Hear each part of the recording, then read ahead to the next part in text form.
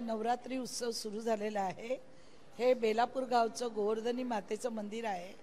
फार पुरातन काळातलं हे मंदिर आहे आणि या मंदिरामध्ये 9 दिवस इथून भजन कीर्तन आरती हे सगळे उत्सवाच्या माध्यमातून होत असतात।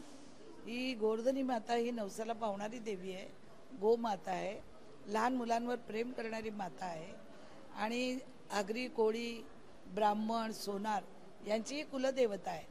लांबून परिसरातून रायगड असेल, ठाणा असेल, मुंबई असेल या परिसरातून लोक इथे दर्शनाला येतात देवीच्या आणि देवीचा आशीर्वाद घेऊन आजच्या दिवशी जातात। जवळजवळ 8 दिवसापासून तयारी असते। स्वच्छता मोहीम, कारण झाडं झुडपं वाढतात, त्याच्यानंतर सगळं भजन कीर्तन याचं सगळी रेसल केली जाते।